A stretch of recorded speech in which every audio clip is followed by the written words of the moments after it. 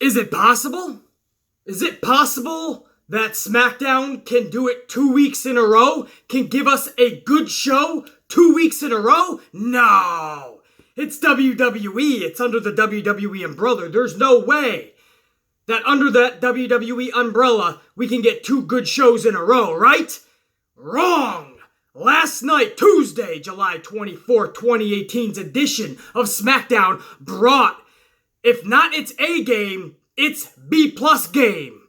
SmackDown from top to bottom was entertaining as fuck again last night. From shoot promos to minor returns to a contract signing that was a little unorthodox and out of the norm, which is always welcoming, to a cliffhanger ending that leaves suspense, that leaves you wanting to see what happens next. A little bit of everything on last night's SmackDown. That was a welcoming sight to see after Monday Night Raw's once again debacle, right? We're getting used to that on Monday Night Raw. SmackDown pulls another good show out of the hat. From the very fucking beginning, just a limousine pulling up to the arena. That's how SmackDown started. Something so fucking simple. BC, that entertained you? No question about it.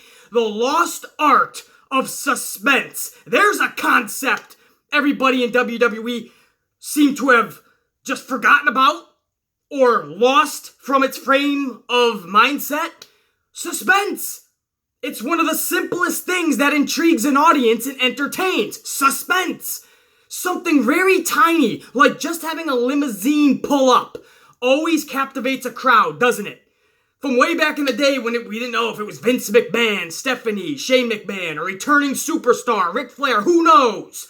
But when a limousine pulls up, it's usually a VIP, right? It's somebody very important. It's something we should give a shit about. If at nothing else, it's a fucking limousine pulling up to the arena with the camera on it. We are now intrigued to find out who the fuck is in that limousine.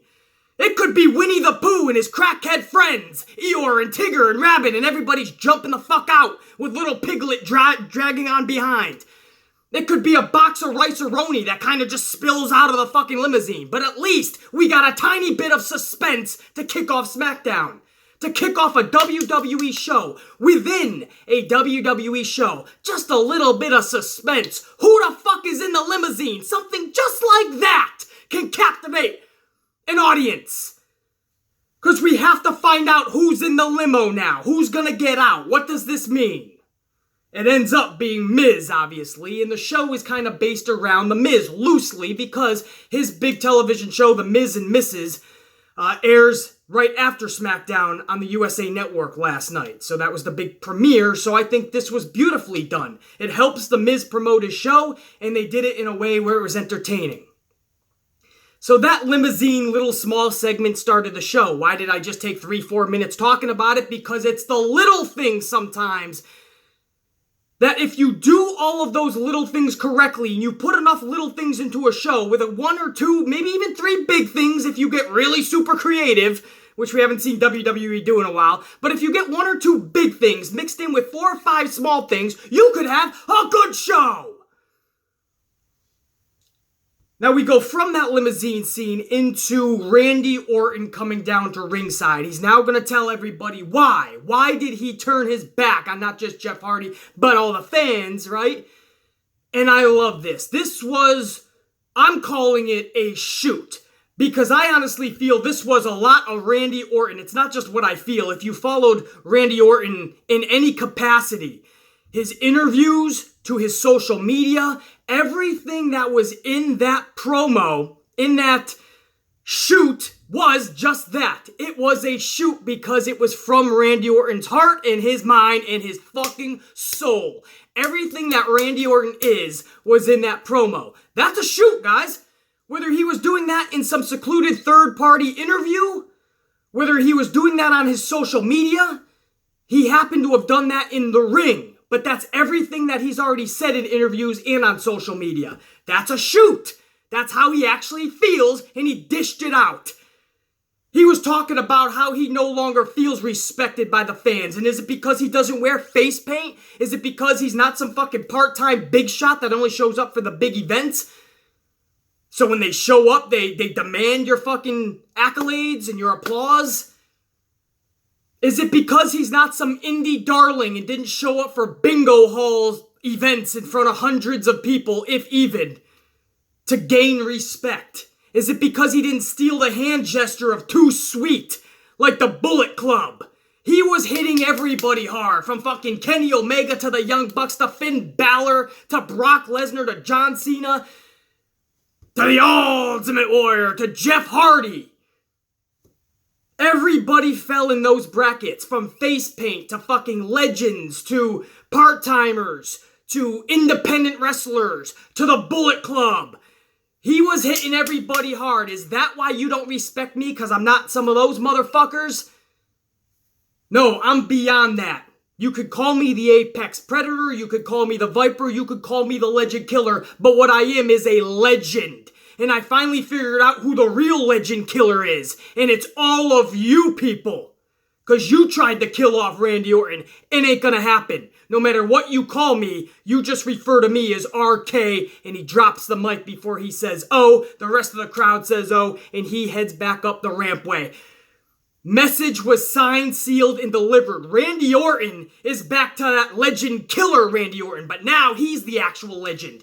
And he said in that promo, and what I'm calling a shoot, he said that from here on out, he's gonna make sure that any other legend or any other motherfucker that's trying to take the top spot, he's gonna make sure they don't achieve that top spot, because that's his. I think that's fucking badass. Just like the Legend Killer used to target legends, now he's the legend, and he's gonna target anyone who's trying to get any top spot over him. And he said he's starting with Jeff Hardy. So I expect him to take out Jeff Hardy for SummerSlam if Hardy's going to be available for such match. And then continue on. And if that's the case, if we get this Randy Orton and that type of story being told at WrestleMania 35, I could go from not wanting to see Randy Orton even on the card to wanting to see Randy Orton in one of the big-time epic matches at WrestleMania 35. This is a huge moment for Randy Orton. From last night, moving forward. They can't fuck this up. His character was fucked with for way too long, for years, not months. Now, they gotta put that rocket and strap it to his back and watch that motherfucker fly. To no end. That's gotta be a limitless ceiling for Randy Orton, and you let him get any type of momentum like he had back in the day in those Evolution days, right into those legacy days with Cody Rhodes and Ted DiBiase, when he was the leader of that faction. He went from just being one of the pawns in the games in Evolution under the tutelage of Triple H and Ric Flair to leading Legacy. And that's when Randy Orton was on fire and he was the Legend Killer. And then for years and years, he fell off the face of the earth. His character got stale and boring. He became non-existent because it looked like he didn't even give a fuck anymore. So I like to do a little bit of research, right? Because he did hit, I know this was a kayfabe shoot because it was inside of a WWE ring, but it was still how Randy Orton feels, and I think a lot of this promo wasn't the writers. I think Randy Orton probably went to the writers and said, this is what I'm gonna do, this is what I'm gonna say, because that promo was flawless. Randy Orton is not known for his mic work. That was a flawless promo. He didn't flub or fuck up or botch that once. This sounded like a Randy Orton fucking shoot through and through. And he went to the writers and said, this is what I'm doing. Not for sure, guys, but that's what it looked like and sounded like to me. But either way, if a writer wrote that, a writer was writing everything Orton said in social media and interviews then. Because that was Randy Orton. But I did my research. I want to see if Kenny Omega, Young Bucks, anybody had a little kayfabe rebuttal. Cody Rhodes is the only one that said something about it. There was a girl on his, lady, girl, whatever it is, on his social media. Her name was Birthday, it must be a female, right? Birthday Queen. And she wrote over to Cody, I dislike you, but please go the fuck off on Randy Orton.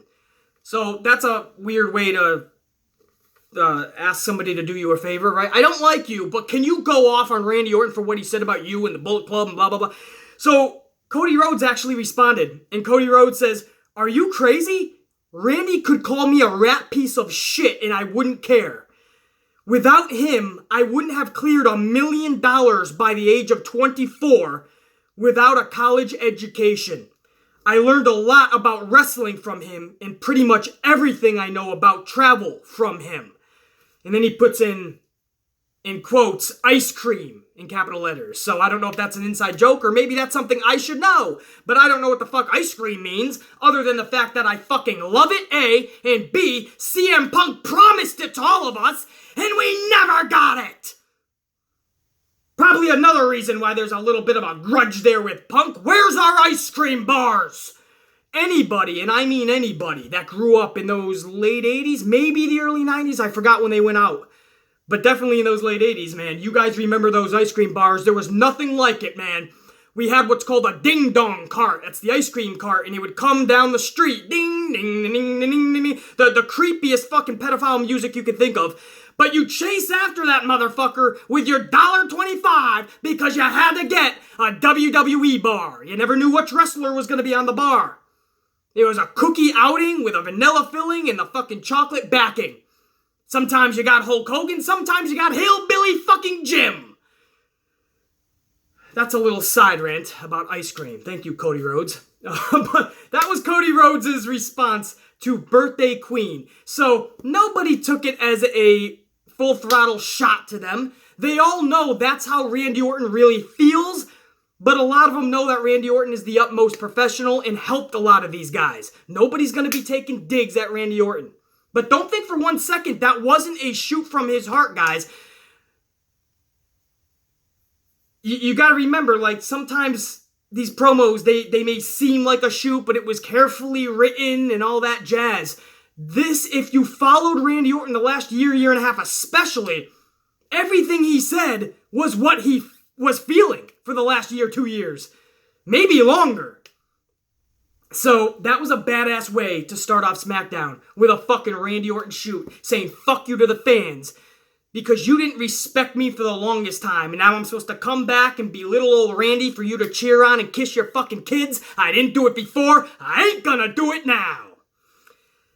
So that was the SmackDown's opening segment. Again, after a little thing like a limousine that got me like, whoa, a little bit of suspense. I like it. Then you go into a Randy Orton shoot, and I'm like, hey, we're off to the fucking races. What's going to be the first match? That ends up being Rusev versus Aiden English. No, Rusev versus, who was it? Almas. Andrade Cien Almas. Almas just got off of a badass match last week with AJ Styles, which for some reason saw him tapping out like a little bitch in 2 seconds to Styles. I don't understand that. I understand if you're going to make him tap out, if that's really the ending you want, make him struggle for 10 to 15 seconds. Make him look like a badass to people that don't watch NXT and are just learning about Cien Almas. A big struggle makes people think, oh shit, he put up a fight. 2 seconds, he was like, fuck mommy! Mommy! Go get daddy, I'm getting picked on! What was that, man? So this week, Andrade Cien Almas really picked up some steam, man, with a victory with a hammerlock DDT over Rusev. Now, it wasn't the cleanest way possible, because on the outside, Zelina Vega was what was she doing? A little altercation with Lana, right? She smacked Lana in the face, actually. This had a look from Lana like, bitch, you better run or else I'm gonna crush you. Lana crush. Zelina Vega is a little spitfire. She's like, I ain't going anywhere. So Lana just spears the shit out of little Vega.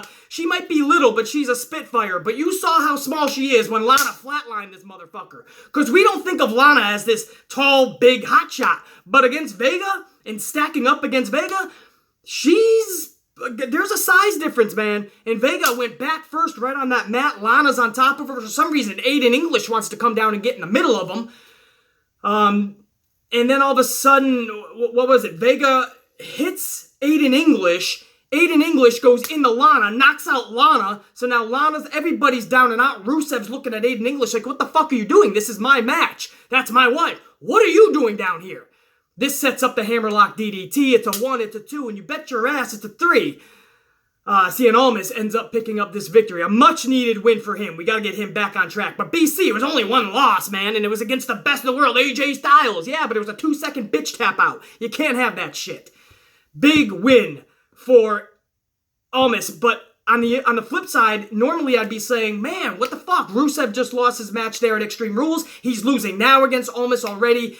It's just another downhill slide for Rusev, but I love where this is going. You could go so many ways with this. This is ultimately going to set up the breakup between Rusev and Aiden English, which I've wanted to see from day one with Rusev Day. But also, you could set up maybe some mixed tag action and have Aiden English be a pawn in that as well. Vega and Almas and Rusev and Lana. You could do a lot of fun shit.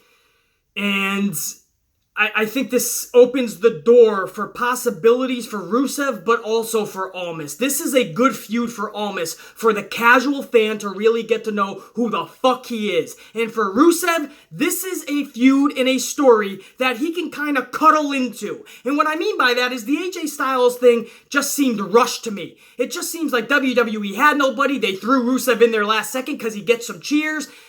And there was never really a story or a feud. Nothing we could really wrap our head around or our hands around and say, I accept you as a feud. But this one, we can cuddle into for the next month, 2 months, maybe even... No, I mean, I'm not going to go 3 months because WWE couldn't pull that off. But for the next couple months, man, even after SummerSlam, you could see something with this whole unit. Right? Every factor that's into this with Vega and Almas and Rusev and Lana and Aiden and who knows if another player maybe comes in. But you could do a lot of fun shit if, this is a big if they get creative with it. I like where that started last night, man, and that was just the first match of SmackDown. So right there in that first hour, we were fucking steamrolling. We weren't done either. I got to see my R-Truth. You guys know I'm a big R-Truth fan. And I got to see him, man. He was on his game with his rap. And then this motherfucker looked like Seth Rollins in that ring last night against Samoa Joe. The only difference, he looked better than Seth Rollins last night. Where was that athleticism? The last 5, 6, 7 years. Where was that R-Truth? This is like a reborn again R-Truth. There was one point where he was doing like a stinger splash in the corner. He had so much athleticism, so much height, he almost shot over Samoa Joe. He almost went over the turnbuckle. The LED fucking boarding on the turnbuckle. He almost went over that shit. He was like a 747. Clear the airways for R-Truth Airlines. He was looking awesome. It was only a couple minutes of offense before Samoa Joe got him in that coquina clutch. But before that clutch was put on, R-Truth was looking like a fucking Seth Rollins 10.0, man. He was looking badass. Samoa Joe obviously picks up the win. This is because they're leading towards Samoa Joe, AJ Styles for the Heavyweight Championship at SummerSlam. I'll get to that actually in 10 seconds. I just want to also go over Asuka beat Billie Kay last night. So Billie Kay continues, and the Iconics continue their downward spiral ever since their debut on the roster. They're basically just being treated as jobbers. I've been saying that for a couple months. I've been saying that really since their arrival. That looks to be the case. I think Vince is just kind of settled in with the Iconics are nothing more than jobbers. Kind of sad. You expected more from them, but also they are really green in the ring. So maybe they just want them to train a lot more at house shows before they give them the time of day and the big push. But Asuka looked like fucking Asuka the Beast of old. I don't know if they completely ruined her yet. They're going to give her one more shot, it looks like. It started last night. That was a good, badass victory for Asuka. Not so much of a loss. Not so much of a an eye-opening loss for Billie Kay. This was just like a 3-4 minute match, and Billie Kay was fucking down and out. So this doesn't say a lot about Billie Kay, unfortunately, but for Asuka, it says a lot. It says, Asuka, I'm fucking back, motherfuckers, and I got my mojo back. No, not Mojo Rawley. That'd be awkward. But she's got her mojo, it looks like. Now, do they continue that Becky Lynch-type momentum with Asuka that Becky Lynch has been on? Remains to be seen, but it looked really cool to see that type of Asuka because that's the Asuka I'm used to from the start of NXT to when she started here on the main roster. Now, I want to go back to Samoa Joe real quick, guys, because we started the second hour with the Paige AJ Styles segment. They're about to sign a contract for AJ Styles' opponent for SummerSlam. Now, this all starts with AJ Styles cutting a little promo about how I'm a father, a husband, and when I heard the announcement for WWE Evolution, the all-women's pay-per-view, I thought about my daughter, and now I can literally look her in the eyes and say, see, you can do anything that you want to do in this world. I thought that was really cool for AJ Styles' character because he never really breaks that pro wrestling character ever. He never really involves the personal life into anything he does, which a lot of wrestlers, they do incorporate that. Case in point, The Miz last night. And again, we'll get to that in a minute. But it was cool to see AJ Styles kind of break down that little kayfabe barrier and add his family for a little personal moment. I can speak. For a personal moment. And then afterwards, Paige is like, let's get down to business. AJ Styles cuts a couple more lines. He signs the contract before even knowing who his opponent is. So he doesn't even fucking know. And Paige is like, all right, it's signed. Let's bring out your challenger for SummerSlam, your opponent for the heavyweight championship. And before she can announce it, James fucking Ellsworth comes down to the ring. James Ellsworth is talking about how he is deserving of it because he beat AJ Styles 3 times, which he did. They were all fucking flukes, but he did beat AJ Styles 3 times. The guy's got a fucking point. But I believe those were before his latest reign, correct? Whether I'm correct on that or not, doesn't matter. Obviously, Ellsworth doesn't deserve a shot. This is why this is basically a joke. Now, this is where Paige gets out of the ring and literally calls James Ellsworth a joke. She says, Ellsworth, come on. You're a joke. Get out of here. And Ellsworth just starts laying into Paige and picking on her. And Ellsworth is like, come on, look at the way you dress. Nobody can even understand you out here half the time with your accent. And you're as pale as a ghost. So he just starts picking on Paige. So Paige gets pissed off. Paige gets in Ellsworth's face and says, I got 2 words for you. No, not those 2 words, she says. You're fired. Ellsworth gets fired. National TV from WWE is just legit kayfabe, and he'll be back next week or in a couple weeks. Or is he going to show up at the all-women's pay-per-view?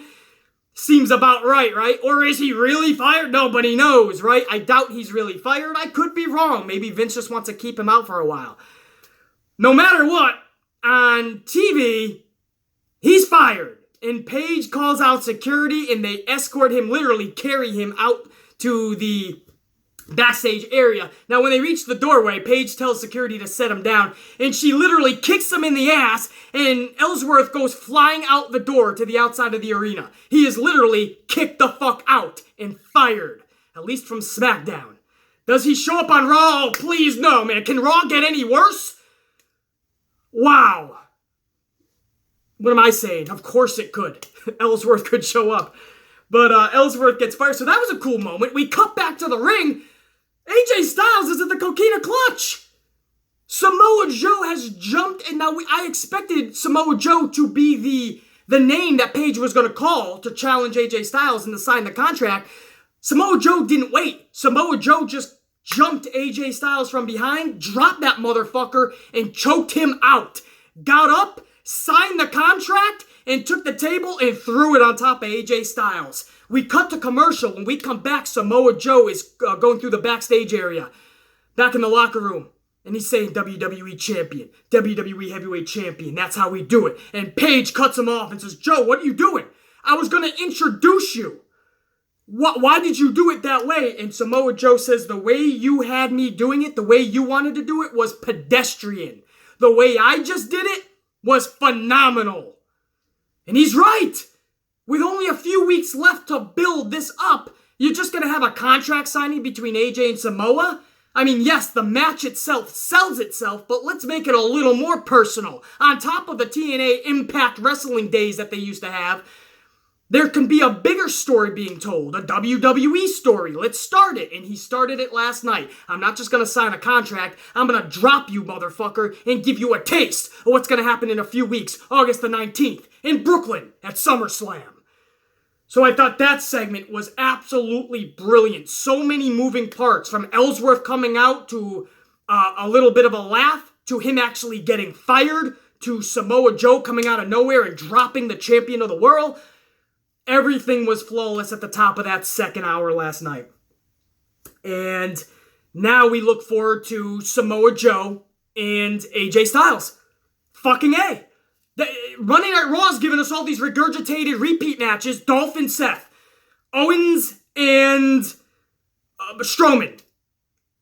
Brock Lesnar, Roman Reigns. No, over on fucking SmackDown, we're seeing shit like Samoa Joe and AJ Styles. We're seeing shit like Daniel Bryan and the fucking Miz finally. And if you're a big Becky Lynch fan, you get to see her get her hands on Carmella and try to take the strap from her. All much more original matches than Raw's putting on, man. So I'm very, it's good to see that shit. And that's what happened, by the way, last night. Becky Lynch beat Carmella. That match was, if Becky Lynch wins, she gets a title shot at SummerSlam against Carmella. Becky Lynch beat Carmella. It was actually a hard-fought match. Carmella actually held her own in there. I know we pick on Carmella a little bit, but she held her own. And at the end, the disarmer was just too much. Becky Lynch picks up the big win, and Carmella is walking up the rampway, clutching onto her heavyweight championship, telling the story of, I'm champion now, I don't want to lose this. I'm going to think of something, anything in the world, to make sure I don't lose this at SummerSlam. That was written on her face, and Becky Lynch's face was just screaming, I got your number, bitch, I'll see you at SummerSlam. So I like that as well, man. They set up a tag team tournament for the Bludgeon Brothers Tag Championships at SummerSlam. I'm not a fan of tournaments unless it's used in the right way at the right time. You guys know that. First ever Women's Tag Team Championship strap holders, for instance. That, I think, calls for a tournament. I don't see why there would be a SmackDown Tag Team tournament just for the Bludgeon Brothers tag straps. Makes no fucking sense. Started with the New Day Insanity last night. It'll go on next week to the returning Sheamus and Cesaro. They returned last night. Sheamus and Cesaro will take on the New Day next week to take on the winners of last night's match, Sanity and New Day. New Day picks up the victory over Sanity. Well, that's great for the New Day, but what about Sanity? I'm about to go insane about the way they're booking Sanity. You talk about flip-flop, 50-50, what are we going to do with Sanity? Do we even believe in Sanity? That's what creative is struggling with. They have them debuting in a nonchalant fucking way, in a non-existent fucking crowd that didn't know who they were, and then the next week they're already fucking losing. Then they win a couple of matches. One was on a kickoff show, not even on the main card. Now they're losing big-time matches. This is to qualify for the finals of this tournament to go on to face the Bludgeon Brothers, and Sanity's losing on national TV in a big match like this. What are they doing with them? They're ruining them. For the casual fan, they're like, oh, bums, jobbers. We could do without those motherfuckers. And then Cesaro and Sheamus return. That was good to see, man. I haven't been high on their tag team, to be honest, but when they're not there for a while and then their music hit, I'm kind of like, oh, Sheamus and Cesaro, man. I forget how good they really are. Sheamus gets a bad rap, but he's good, man, as a heavyweight. And Cesaro is good in any fucking weight class. Cesaro will knock the fuck out of anybody. Small, big, tall, large, mediocre size, it doesn't fucking matter. Skill levels, fucking extreme to fucking the novice to rookie to... It doesn't matter. Cesaro is just great at what he does. You put him with Sheamus and you forget they are legit tag team championship caliber. They're a caliber team for the tag strap holders. And I gotta fucking be honest, man, whether you like them or not, who can argue that they're not gonna be the ones to knock off the Bludgeon Brothers? Because I think they beat the Usos next week, right? Or do the Usos win next week? They beat the returning Sheamus and Cesaro. And then we set up what? Another New Day versus Usos match. Winner goes on to take on the Bludgeon Brothers. Here's the problem with that. We've already seen New Day and Usos 9,754 times. And then, no matter which team goes on to take the Bludgeon Brothers on at SummerSlam, shit, put them both in there, make it a three-way schmaz. We've already seen all of it. We've already seen the New Day versus the Bludgeon Brothers. We've already seen the Usos versus the Bludgeon Brothers. And we've already seen a triple threat with the New Day, the Usos, and the Bludgeon Brothers. And that was on a pay-per-view. So we've already seen it. The only outcome here is Sheamus and Cesaro going to SummerSlam to take on the Bludgeon Brothers. The problem with that is Sheamus and Cesaro returned last night as heels. they started mocking the crowd. So they're heels. Obviously, the Bludgeon Brothers are heels. Now we have a heel tag team taking on a heel tag team. That could make something that should be kind of interesting. That could make it kind of mundane and even boring. Because the crowd, and I'm talking a lot of those casuals, they really don't know what the fuck they're doing, who to cheer for. So they're sitting on their fucking thumbs wondering what match is next. Just like Carmella and Becky Lynch, I'm proud of Becky Lynch. This momentum and this streak and this push that they're giving her is fucking awesome. And it's deserving. I just don't know yet if I'm sold on Carmella and Becky Lynch at SummerSlam. They got a couple weeks left to make me give a shit. Hopefully they will. Same with Sheamus and Cesaro taking on the Bludgeon Brothers. Will I give a shit about that match? Especially heel tag versus heel tag. But I'll take that over New Day and Usos against the Bludgeon Brothers, because again, I've seen it so much on what is already Repeat Slam 2018. Because thanks to Raw, that's what I'm calling this. Not even Summer Snooze. It's Repeat Slam. SmackDown, luckily, is giving us new shit. And that was never more evident than the ending last night on SmackDown. A little bit of a Miz TV, right? It was the Miz and Mrs. premiere party, because in just a few minutes, when SmackDown goes off the air, the USA Network is going to premiere Miz and Mrs., the new reality show by Miz and Maurice.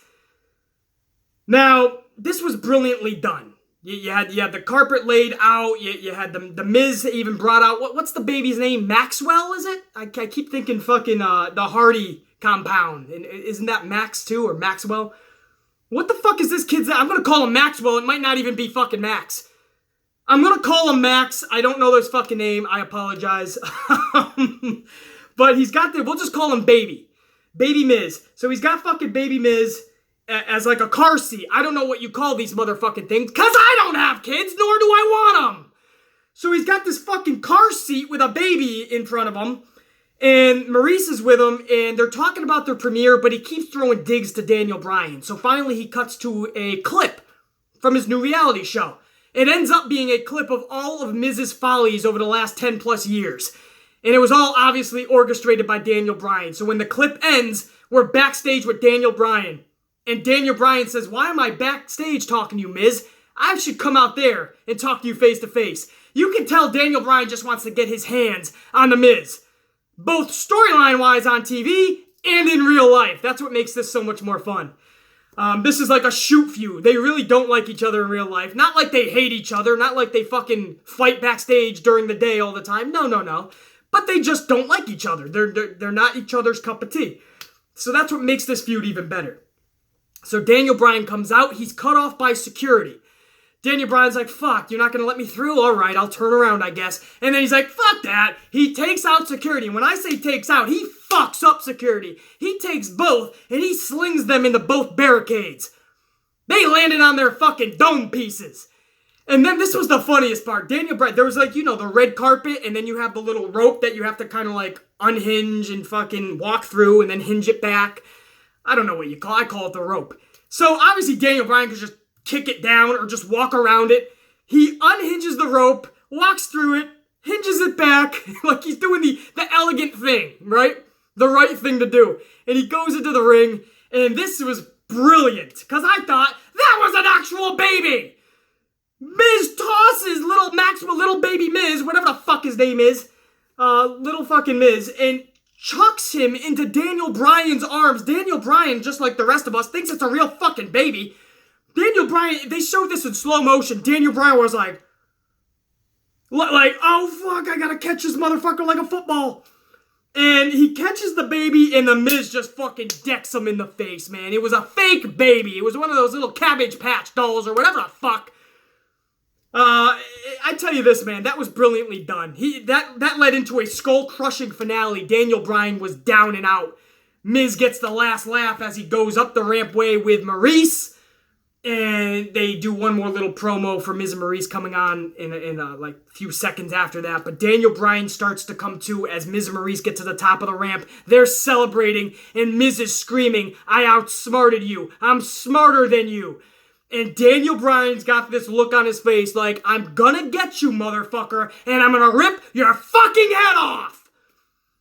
We fade to black. we go off the air. That's a cliffhanger in the simplest ways, but it's a cliffhanger. We have to see Daniel Bryan get his hands on the fucking Miz now, man. Because the Miz literally did outsmart Daniel Bryan. When Daniel Bryan was the one that was trying to be creative and outsmart the Miz and ambush the Miz had it all fucking figured out. The Miz roped in Daniel Bryan. Brilliant. And Daniel Bryan had a look on his face like, you got me, you fucker. I'm gonna punch you in your face, just like I said I was gonna do months ago. It's coming. And we faded to black before anything could happen. Any revenge, Daniel Bryan was down and out with that look on his face, man. A little cliffhanger to get us excited for next week. Brilliant! Fucking brilliant! You put that whole show together and you have a good show! Was that so hard to do? 2 weeks in a row. I enjoyed this SmackDown more than last week's SmackDown. And again, it's a fresh take on SummerSlam, man. This is why Miz and Daniel Bryan, they should have waited to WrestleMania. They can't hold that storyline to WrestleMania. It's WWE we're talking about. And on top of that, who the fuck wants to see that match at WrestleMania? By then, we're just going to be like, fuck. It's going to be dragged out by then. They're on the same brand. What's the likelihood that you're going to keep them away from each other for a year? It's not likely. SummerSlam, Brooklyn, this is the time. And this feud is kicking into high gear. So on what Raw was bringing us as Repeat Slam, SmackDown is giving us some fresh shit. Samoa Joe going after the WWE Heavyweight Championship against AJ Styles. Fuck yeah, take my money. Daniel Bryan finally getting his hands on the Miz. Fuck yeah, take my money. Give us a couple more.